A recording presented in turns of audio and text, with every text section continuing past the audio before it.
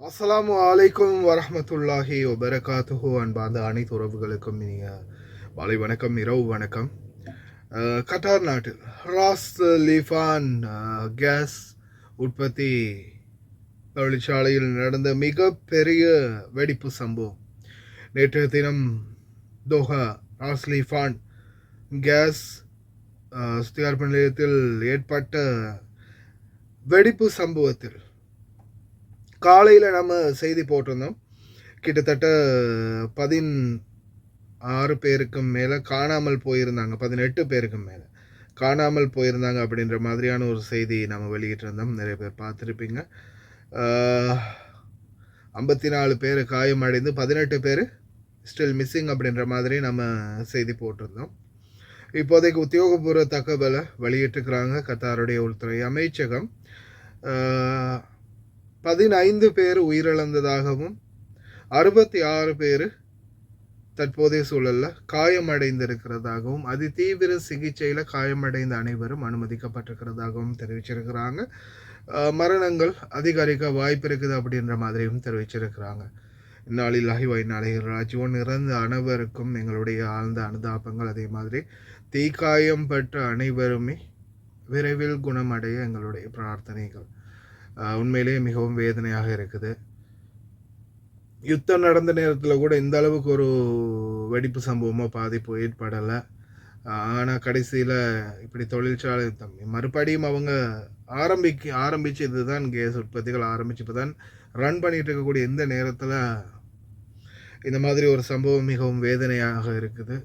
அதே போல் இறந்தவர்களுடைய குடும்பங்களுக்கும் எங்களுடைய அந்த அனுதாபங்களை தெரிவித்து கொள்கிறோம். முடிந்த வரைக்கும் பிரார்த்தனை பண்ணுங்கள். விரைவில் வைத்தியசாலையில் அனுமதிக்கப்பட்டிருக்கிறவங்களும் குணமடைந்து வரணும் அப்படின்னு. அதே மாதிரி இன்னும் ஒரு உயிர் கூட இதன் பிறகு போயிடக்கூடாது அப்படின்னு எல்லாம் இறைவனை பிரார்த்திப்போம். இதுதான் நிலைமை. எண்ணெய் கம்பெனிகள், சுத்திகரிப்பு நிலையங்கள், பெட்ரோலியம் கோர்பரேஷன், கேஸ் ஃபேக்ட்ரி, இந்த மாதிரி இடங்களில் நம்மளோட உயிர் எங்கே போக இருந்தாலும் அது போய் தான் ஆகும். இருந்தாலும் இந்த மாதிரியான விபத்துக்கள் வரும்போது எண்ணெய் கம்பெனிகளில் இதுதான் நிலைமை. அதே மாதிரி அன்பார்ந்த உறவுகளை முடிந்த வரைக்கும் சேஃப்டி, எந்த ஒரு இடத்துல வேலை செஞ்சாலும் சரிதான். அது வீட்டுக்குள்ளேயா இருக்கட்டும், வெளியில இருக்கட்டும், வண்டியில் போகிறதா இருக்கட்டும், இந்த கம்பெனிகளில் இருக்கட்டும், ஃபேக்ட்ரிகளில் இருக்கட்டும், முடிந்த வரைக்கும் உங்களுடைய சேஃப்டி, உங்களுடைய பாதுகாப்பை தயவு செய்து உறுதிப்படுத்திக்கோங்க. வாகனத்தில் போகிறவங்களா இருக்கட்டும், சீட் பெல்ட்டை மறக்காமல் போட்டுக்கோங்க. வீடுகளில் கேஸ் சிலிண்டர் யூஸ் பண்ணுறவங்களா இருக்கட்டும், தயவு செய்து கதவுகளை திறந்து கொஞ்சம் காத்தோட்டமாக விட்டுட்டு அதுக்கு பிறகு வந்து கேஸ் சிலிண்டரை ஓப்பன் பண்ணுங்கள்.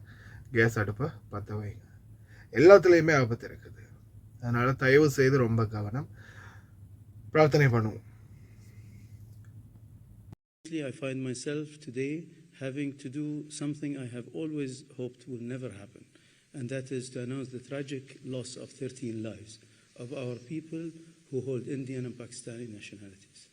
66 people have been reported injured and are receiving medical treatment, none of whom are in life-threatening condition. They hold Qatari, Indian, Pakistani, Bangladesh, Kenyan, Ghanaian, Tanzanian, Nigerian, and Nepalese nationalities.